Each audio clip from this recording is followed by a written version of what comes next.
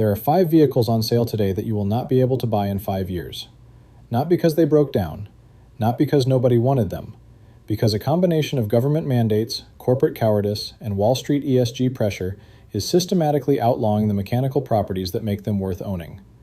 And here is what nobody is telling you. The replacement vehicles they are building in their place are not better. They are more expensive, harder to fix, and designed to make you financially dependent on a software subscription for the rest of your driving life.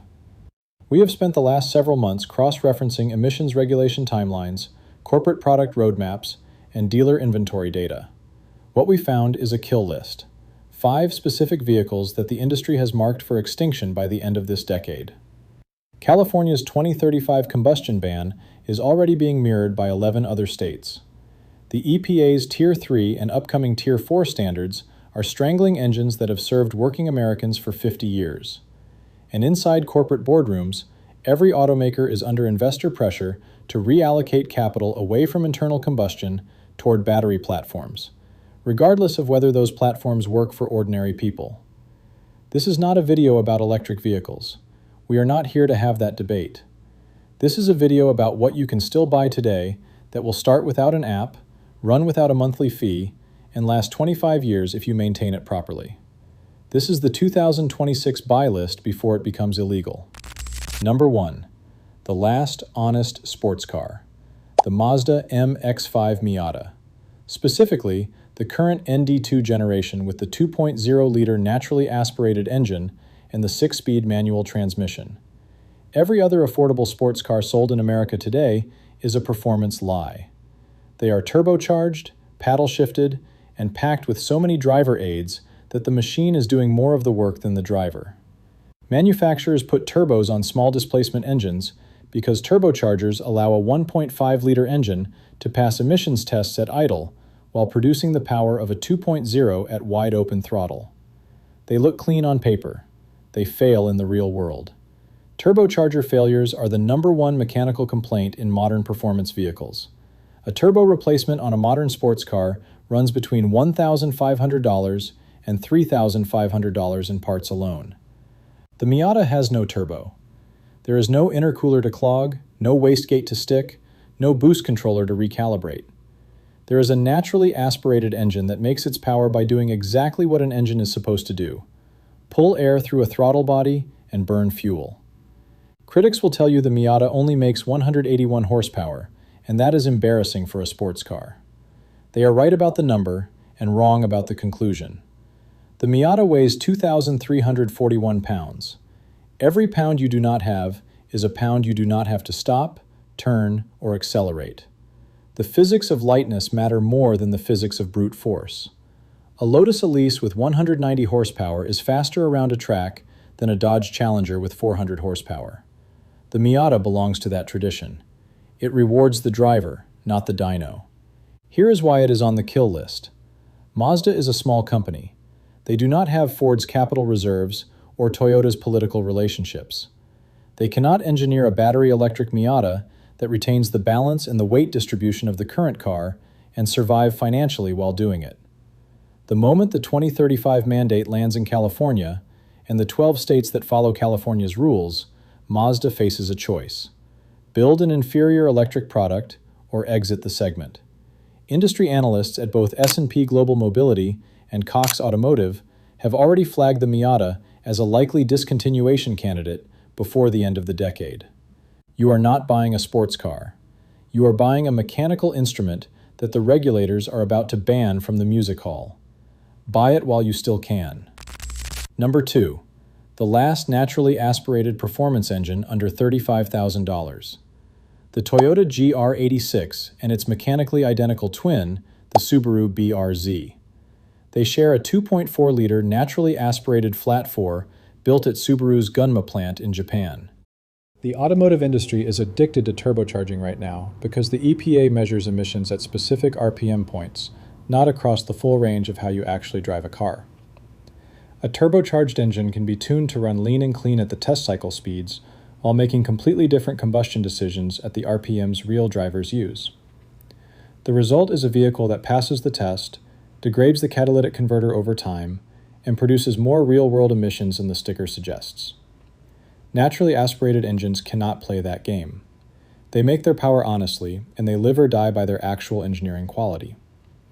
The FA24 engine in the GR86 is what engineers call a high-revving short-stroke design. The bore is wider than the stroke, which means the piston does not travel far but moves very fast. This produces power at high RPM rather than low-end torque. It is the opposite of a diesel and the opposite of a turbocharged streetcar. The consequence is an engine that loves to be worked. The harder you drive it, the better it feels. That is not a design accident. That is a deliberate philosophical choice made by Toyota engineers who built this car as a driver's tool, not a quarter-mile drag machine. Here is the warning. Toyota and Subaru co-developed this platform with a written agreement. Both companies have confirmed publicly that this generation, the one you can buy today, may be the final combustion iteration of this collaboration. The investment required to re-engineer the platform around a hybrid or battery system does not pencil out for a low-volume sports car that sells roughly 20,000 units a year. The accountants will kill it before the regulators do. When this generation ends, the naturally aspirated sports car under $35,000 ends with it. Buy it now, drive it hard, maintain the oil at 5,000-mile intervals. This engine will run for 200,000 miles without opening the block if you treat it correctly.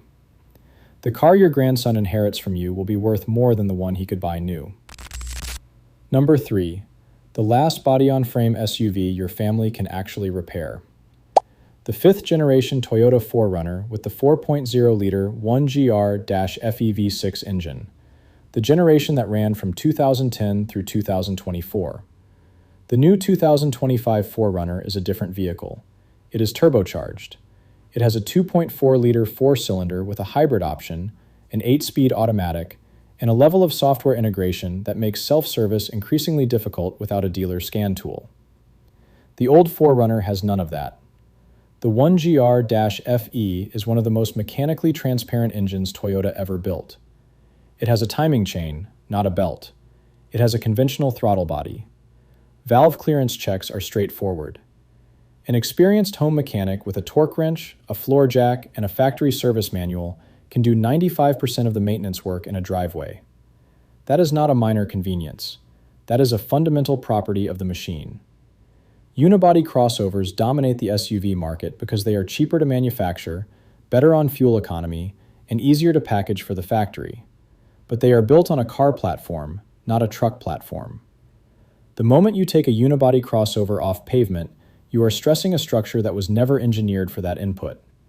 The frame and body are the same piece of steel. When the body flexes, the frame flexes. When the frame flexes, the door gaps change, the glass seals stress, and the electrical connectors behind the dashboard work loose. This is not theoretical. This is what Toyota technicians see on 100,000-mile Highlanders and RAV4s that have been used for anything other than school pickups. The 4Runner's body-on-frame construction separates the steel ladder frame from the sheet metal body above it. The frame absorbs the torsional load. The body sits on rubber isolation mounts. This is why a properly maintained 4Runner can be lifted, locked, and used for real off-road work without the structural consequences that destroy unibody crossovers. It is also why the 4Runner has a documented 300,000-mile service life in a way that no crossover SUV can replicate. The used market knows this. 5th-generation 4Runners are holding resale value at rates that no other vehicle in their class can match. A 2020 4Runner with 80,000 miles sells for $36,000. A 2020 Nissan Pathfinder with the same mileage sells for $19,000. That is not nostalgia. That is the market pricing in mechanical longevity.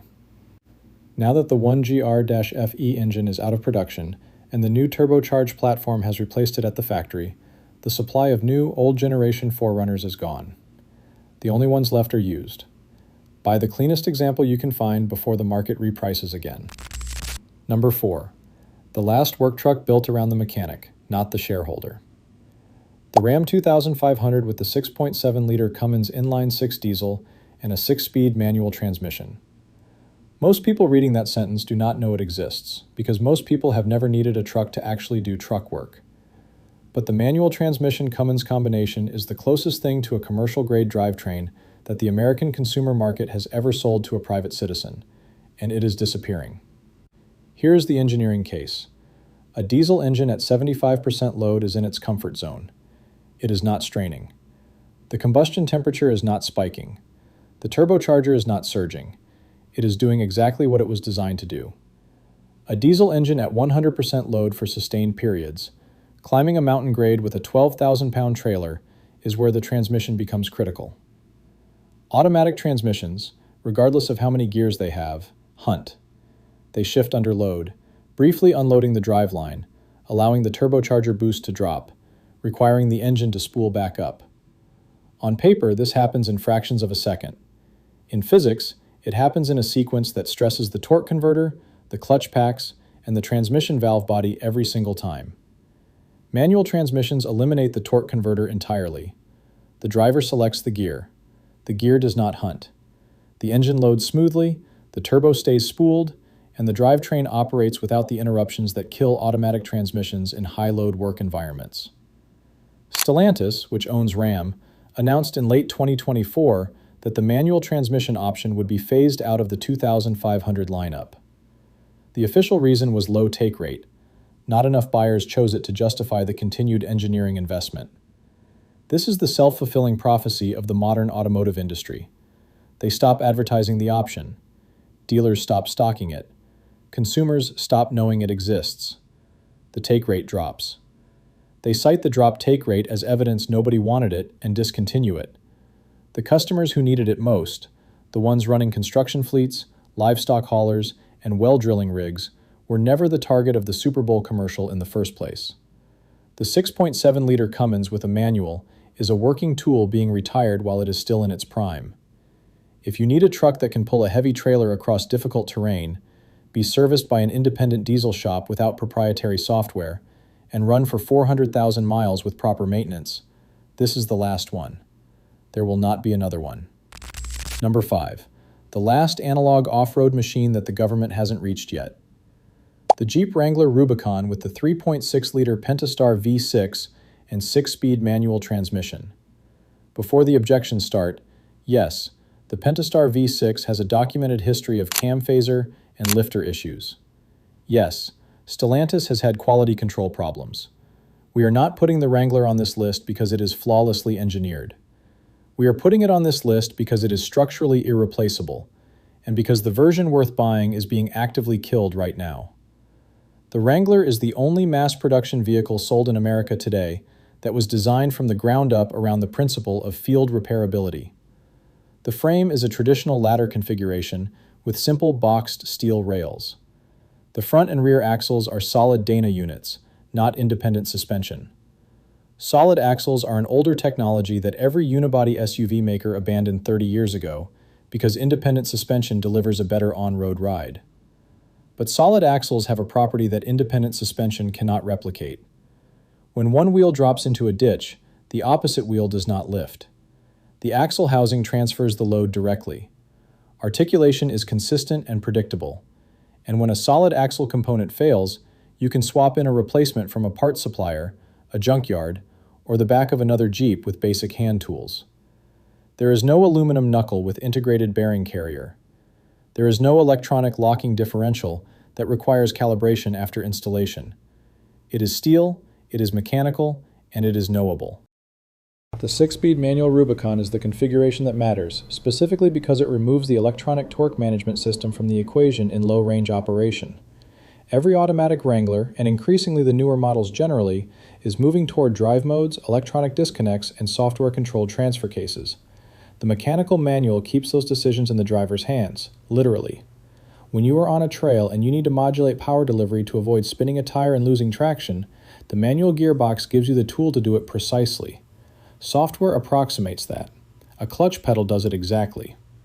Stellantis has been signaling for 2 years that the manual transmission Wrangler is a sunset product. The 4xe hybrid is where the company's investment is going. The 4xe is a fine vehicle. It is not this vehicle. When the manual goes away, the last fully user-serviceable American off-road machine goes with it. This is not about nostalgia. This is about the difference between owning a tool and renting one. Here is the verdict. The 5 vehicles on this list are not sentimental favorites. They are not collector cars for the weekend. They are the last generation of machines that respect the fundamental relationship between a driver and a mechanical object. When you own one of these vehicles, the car does not have leverage over you. There is no subscription to cancel, no software update that degrades the performance, no dealer-only diagnostic port between you and your own property. The industry is not moving to electric vehicles because they are better for working Americans.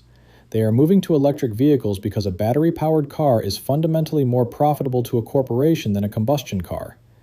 An electric vehicle requires an over-the-air update to unlock features you already paid for. It requires a proprietary charger network. It requires a battery replacement at mile 150,000 that costs more than many people paid for the car. It is not a product, it is a platform, and you are the subscriber. The vehicles on this list are the last generation that will not participate in that model. They are mechanical objects with knowable properties, serviceable components, and documented lifespans. The regulations will phase them out. The mandates will squeeze them off the lot. The corporate product planners have already written the discontinuation memos. What they cannot do is retroactively repossess the one you already own. Buy the iron, buy the steel, buy the manual. Because the most expensive vehicle you will ever drive is the one where someone else holds the keys.